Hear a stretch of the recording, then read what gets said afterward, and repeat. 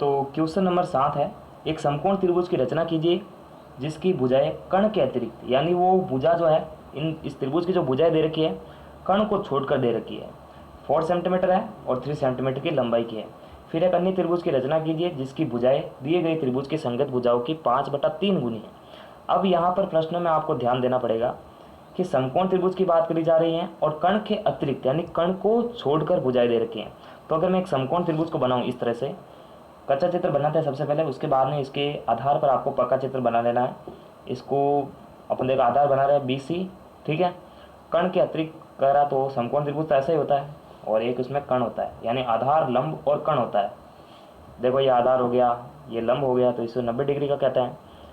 यानी ये क्या कह रहा है, कर्ण के अतिरिक्त यानी इस कर्ण को छोड़कर, इसको मान लेते हैं अपन AC को छोड़कर दो अन्य भुजाएं दे रखी है, एक 4 सेंटीमीटर दे रखी है और एक 3 सेंटीमीटर दे रखी है। तो मेरा तो हमेशा थ्योरी रहता है कि आधार हमेशा बड़ा वाला, बड़ी लंबाई का आधार लेना चाहिए। तो 4 और 3 में से बड़ा कौन सा है, 4 है, तो मैं 4 सेंटीमीटर ले लेता हूँ। उसके बाद में इसको छोड़कर तो बचने वाली भुजा तो ये लंबी होगी, तो दूसरी भुजा इसको 3 सेंटीमीटर को अपन AB मान लेते हैं। उसके बाद में एक अन्य त्रिभुज की रचना करनी है जो 5/3 की इतनी, मतलब इसके संगत भुजाओं की इतनी गुनी होती है। तो सबसे पहले भिन्न का कंसेप्ट समझते हैं अपन। 5/3 यानी अगर अंश बड़ा है तो जो समरूप त्रिभुज बनेगा वो बाहर की तरफ बनेगा। क्यों, देखो 5 इज ग्रेटर देन 3, 5 3 से बड़ा है, इसका मतलब यानी अंश, जो ये ऊपर वाला अंश, ये नीचे वाला हर, यदि अंश हर से बड़ा है तो समरूप त्रिभुज जो बनेगा बाहर बनेगा और बड़ा वाला बनेगा। तो ये कैसे करते हैं, देखो क्वेश्चन 2-3 के अंदर जो प्रोसेस किया, बाकी का प्रोसेस तो वही है, लेकिन उससे पहले ये प्रोसेस समझ लेते हैं अपन कि इस समकोण त्रिभुज की रचना आपको कैसे करनी है। तो देखो कच्चे चित्र के आधार पर अपन समकोण त्रिभुज की रचना करते हैं। BC 4 सेंटीमीटर का है, तो अपन क्या करते हैं, 4 सेंटीमीटर लंबाई का एक रेखाखंड खींच लेते हैं। तो यहाँ से लगा के यहाँ तक तो है 4 सेंटीमीटर आ रहा है, ठीक है। बड़े स्केल की हेल्प लेकर आप इतना कर सकते हैं, बहुत ईजी है ये। इसको देखो कच्चे चित्र के आधार पर इसको B माना, इसको C माना मैंने, तो इसको एक को मान लेते हैं B, एक को मान लेते हैं C। 4 सेंटीमीटर का है तो इसको ये मान लेते हैं। अब देखो B से ये जो लंब होता है ये 90 डिग्री का होता है। तो जब समकोण त्रिभुज की बात आती है ना, तो आधार के किसी एक पॉइंट से आपको 90 डिग्री की लाइन बनानी पड़ती है। तो वो कैसे बनाते हैं, बहुत ही सिंपल है ये। बिंदु B को केंद्र मानकर एक लंबाई का आपको चाप खोलना है। अब देखो लंबाई बिल्कुल चेंज नहीं करनी, छोटी बड़ी आप अपने हिसाब से एडजस्ट कीजिए। तो ये लंबाई का चाप ओपन है, तो बिंदु B को केंद्र मानकर एक चाप आपको इस तरह से बनाना है, ठीक है। ये बनाने के बाद देखो इसने यहाँ पर प्रतिच्छेद किया, तो इस प्रतिच्छेद, देखो लंबाई सेम रखनी है, लंबाई को अब छेड़ना ही नहीं है। यहाँ पर इसने प्रतिच्छेद किया, तो देखो यहाँ पर देखो, यानी ये जो चाप हमने बनाया है इसने यहाँ पर प्रतिच्छेद किया, यहाँ पर प्रतिच्छेद किया, तो इसको केंद्र मानकर समान लंबाई का चाप यहाँ पर एक कट मारेंगे। सेम लंबाई का चाप इसके प्रतिच्छेद बिंदु को केंद्र मानकर एक ऊपर की तरफ और वापस इसी से, यानी इसको देखो एक ऊपर की तरफ लगा दिया और एक वापस इसी प्रकार पर, यानी इसी चाप पर लगा देना। सेम लंबाई का चाप इसके प्रतिच्छेद बिंदु पर इसको केंद्र मानकर, इसको देखो मैंने केंद्र माना और यहाँ से एक चाप कट मारा। तो कट मारने पर क्या होता है कि यहाँ से एक प्रतिच्छेद बिंदु अपने को प्राप्त होता है। तो बिंदु B से होते हुए यहाँ पर एक सीधी लाइन अपन बनाएंगे और वो 90 डिग्री का कोण ही बनाएगी। तो यहाँ से इसको मैं मिला देता हूँ। ये प्रोसेस होने के बाद में देखो ये कर्ण की बात तो इसने करी नहीं है, यानी कर्ण के अतिरिक्त की बात कर रहा है। तो दो भुजाएं दे रखी हैं, एक आधार है, आधार तो हमने खींच लिया है, लंब की बात हो रही है। तो AB को अपन कितना मानेंगे, 3 सेंटीमीटर। तो ये जो लाइन हमने 90 डिग्री के लिए बनाई है ना, इसको 90 डिग्री का अपन यहाँ से बोल देते हैं। ये लाइन जो 90 डिग्री की बनाई है, तो ये जो AB लाइन आएगी ये 3 सेंटीमीटर की होगी, ठीक है। तो यहाँ पर प्रकार को अपन 3 सेंटीमीटर के लिए मानेंगे, यानी इतना इसको एडजस्ट करेंगे 3 सेंटीमीटर के लिए। फिर बिंदु B को केंद्र मानकर एक चाप ऊपर की तरफ अपन कट करवा देंगे। तो कट करवाने पर यहाँ पर एक प्रतिच्छेद बिंदु आएगा, इस प्रतिच्छेद बिंदु को C से मिला देंगे अपन, इस प्रतिच्छेद बिंदु को C से इस तरह से अपन मिला देंगे। ये प्रोसेस होने के बाद में देखो ये जो कच्चा चित्र था, ये B था, ये C था, तो ये B ये C, यहाँ से यहाँ तक की लंबाई 3 सेंटीमीटर थी। तो ये पॉइंट हमने क्या माना था कच्चे चित्र के अंदर, A माना था। तो यहाँ पर कौन सा पॉइंट आएगा, ये आएगा। अब बाकी का प्रोसेस तो है अब तक जो क्वेश्चन करे हैं उनके जैसा ही है। जो भिन्न दे रखी है उनमें से बड़ा वाला अंक कौन सा है, तो देखो बड़ा वाला अंक है 5, 5 इज ग्रेटर देन 3। यानी अब आपको करना क्या है, बिंदु B से होते हुए नीचे की तरफ एक रेखा न्यून कोण बनाते हुए बनानी है और उस पर जो अंक बड़ा है उसकी समान लंबाई के चाप आपको उस पर बनाने हैं प्रकार की हेल्प लेकर। तो देखो ये जो लाइन अपन बनाते हैं ना, मतलब यहाँ से न्यून कोण बनाते हुए ये इसके समांतर होने चाहिए लगभग, क्योंकि समांतर होने का मतलब क्या है कि एक डायग्राम अच्छा बनता है। वैसे आप कैसा भी न्यून कोण अगर ये भी बनाएंगे तो भी न्यून कोण ही है, लेकिन एक अच्छा चित्र बने तो मेरा एक्सपीरियंस तो यही है कि इसके समांतर आपको एक लाइन बनानी है, यानी AC के समांतर नीचे से एक लाइन पास होनी चाहिए। तो देखो AC के समांतर अंदाज से आप बना सकते हैं, ठीक है। तो इस तरह से ये इसके समांतर होगी तो थोड़ा अच्छा चित्र बनेगा, यानी ये इसके समांतर हो थोड़ा अच्छा सा चित्र बन सकता है। तो बड़ा वाला अंक है 5, तो 5 समान लंबाई के चाप बिंदु B को केंद्र मानकर काटेंगे अपन। तो एक समान लंबाई का चाप प्रकार आपको खोल लेना है, फिर बिंदु B को केंद्र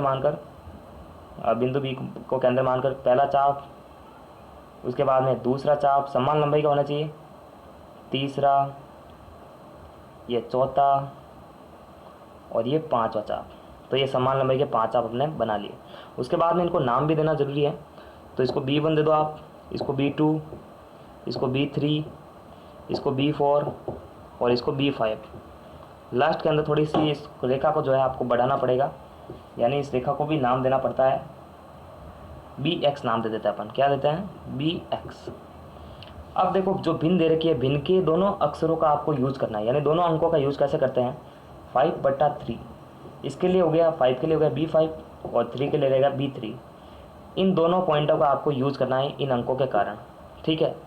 तो B3 का यूज़ करते हैं, लेकिन उससे पहले मैं आपको भिन्न का कंसेप्ट समझा देता हूँ कि अब तक जो क्वेश्चन हम करते थे, जो अंश होता था उसको छोड़ देते, जो हर होता है उसको आधार के दूसरे पॉइंट से मिलाते हैं। यानी हर इसमें 3 है, यानी ऊपर वाली चीज़ अंश होती है, नीचे वाली चीज़ हर होती है। तो हर को अपन आधार के दूसरे पॉइंट से मिला देंगे। तो C का दूसरा पॉइंट है C, क्योंकि B का तो यूज़ हो रखा है, यहाँ से हमने एक न्यून कोण बनाते हुए रेखा बना दी है। तो C को अपन किससे मिलाएंगे? हर से। हर है 3 के लिए क्या है? B3। तो ये रहा B3, इसको अपन स्केल की हेल्प लेकर सिंपल तरीके से इसको मिला देंगे। ये इस तरह से मिला दिया। अब देखो B3 का यूज़ हो रखा है, तो B5 का भी यूज़ करना पड़ेगा अपने को। तो क्या करेंगे? B3C के समान, ये देखो लाइन जो हमने बनाई ना, यानी इसको अपने इससे मिलाया, तो B3C के समांतर 5 का भी यूज़ करना है। तो B5 से होते हुए एक रेखा अपने को क्या बनानी है? समांतर बनानी है। तो बहुत ही सिंपल प्रोसेस है। एक समान लंबाई का चाप आपको जो है बनाना है। कैसे? एक समान लंबाई का आपको ये प्रकार खोलना है, ठीक है, कोई भी लंबाई होनी चाहिए। फिर बिंदु B3 को, ये B3 रहा, B3 को केंद्र मानकर यहाँ से यहाँ तक एक चाप आपको बनाना है। बिंदु B3 को केंद्र मानकर एक चाप आपको बनाना है। सेम लंबाई का चाप, यानी लंबाई अब छेड़नी नहीं है, B5 को केंद्र मानकर चाप आपको बनाना है। ये काम करना है, ठीक है। बिंदु B5 को भी केंद्र मानकर ये चाप आपको बनाना पड़ेगा। अब देखो ये जो हमने दोनों चाप बनाए हैं, इसने यहाँ पर प्रतिच्छेद किया, इसने किया यहाँ पर प्रतिच्छेद। दोनों के प्रतिच्छेद बिंदु को अपने को क्या करना? केंद्र मानना है। उससे पहले भी ये जो चाप हमने बनाया था, यानी B3C के लिए चाप बनाया था, इसकी समान लंबाई अपने को मापनी है। कैसे मापते हैं? प्रकार के दोनों नोकों को इस तरह से रखते हैं, जिसमें एक में पेंसिल है और एक इस तरह से है नुकीला सिरा। इसको यहाँ से इस तरह से एडजस्ट करते हैं, यानी ये चाप की जो लंबाई है इसको माप कर इसके प्रतिच्छेद बिंदु को केंद्र मानकर, देखो इसका प्रतिच्छेद बिंदु ये है, इसको केंद्र मानकर सिंपली एक चाप आपको कट लगवाना है। यानी ये लंबाई सेम होनी चाहिए और ये लंबाई भी सेम है, ठीक है। फिर सिंपली B5 से होते हुए एक रेखा अपने को गुजारनी है, और ये जो रेखा होगी ये हमेशा इसके समांतर होगी, ठीक है। अब देखो ये जो रेखा जाएगी तो इसके लिए कोई पॉइंट चाहिए, तो अपन क्या करेंगे? जब अंश बड़ा होता है तो इस BC आधार को अपन आगे की तरफ बढ़ा देते हैं। तो BC आधार को अपन थोड़ा आगे की तरफ बढ़ाते हैं, ताकि ये जो लाइन हम समांतर बना रहे हैं ये किसी बिंदु पर प्रतिच्छेद कर दे बस। तो यहाँ पर इसने प्रतिच्छेद किया, तो जो एक्स्ट्रा भाग है आप इसको मिटा सकते हैं इस तरह रबड़ की हेल्प लेकर। तो देखो BC है, तो C के लिए ये पॉइंट रहेगा प्रतिच्छेद बिंदु C'। अब सिंपली क्या करेंगे? जो प्रोसेस नीचे की तरफ करा है वही प्रोसेस ऊपर की तरफ करेंगे, यानी B3C के समांतर जब B5C' हमने एक समांतर रेखा बनाई है, तो AC के समांतर A', अपने को एक समांतर रेखा बनानी है। तो सिंपल AC के समांतर रेखा इस C' से होते हुए बनानी है। तो क्या करेंगे? C को केंद्र मान के एक समान लंबाई का चाप अपने को बनाना है। बिंदु C को केंद्र माना, फिर यहाँ से यहाँ तक एक चाप अपने को बनाना है, ठीक है। ये चाप हमने यहाँ से यहाँ तक बना दिया। यही कि लंबाई का चाप C' को केंद्र मानकर लंबाई का एक चाप बना लेना आपको, ठीक है। फिर यहाँ से यहाँ तक के चाप की लंबाई आपको मापनी है। कैसे मापते हैं? प्रकार की दोनों नोक को इस तरह से एडजस्ट करते हैं, ठीक है। ये इस तरह से मैंने एडजस्ट करा। ये लंबाई का चाप आपको इसके प्रतिच्छेद बिंदु को केंद्र मानकर, ये देखो इसका प्रतिच्छेद बिंदु ये है, इसका प्रतिच्छेद बिंदु है ये, तो इसके प्रतिच्छेद बिंदु को होते हुए हमने ये चाप की लंबाई मापी है। अब इसके प्रतिच्छेद बिंदु को होते हुए एक चाप की लंबाई अब कट लगवा देंगे। कट लगवा कर अपन क्या करेंगे, सी डैश से होते हुए एक लाइन अपने को इसके समांतर गुजारनी है, ठीक है। तो देखो इसके समांतर कैसे जाती है, बहुत ही सावधान तरीके से इसको लेते हुए आगे की तरफ अपन निकाल देंगे। तो देखो AC के समांतर एक रेखा आ चुकी है। तो देखो C को आगे बढ़ाए तो C डैश हो गया, और जब A को आगे बढ़ाएंगे तो इस पॉइंट को क्या कहेंगे अपन, A डैश कह देंगे। तो सिंपली इस तरीके से देखो हमने जो है एक दिया गया त्रिभुज था ABC समकोण त्रिभुज, इसके समरूप एक अन्य त्रिभुज A डैश B और C डैश हमने इसकी रचना कर ली है। तो इस तरीके से अपने को जो है ऐसे प्रश्नों को हल करना है, ठीक है। अगर थोड़ी बहुत अगर समांतर रेखाओं के अंदर थोड़ी बहुत 19-20 अगर अंतर हो जाए तो चल सकता है, बाकी इसमें कोई ऐसी गलती नहीं है। इसी क्वेश्चन के रचना के चरण और औचित्य देखने के लिए आपको करना क्या है, डिस्क्रिप्शन में उसकी लिंक दे रखी है उस वीडियो की, जिसमें रचना के चरण भी दे रखे हैं इसी क्वेश्चन के, और औचित्य भी करवाया गया है। प्लीज़ चैनल को सब्सक्राइब करके बेल आइकन को भी प्रेस कर दीजिए। Don't forget to subscribe and like the video.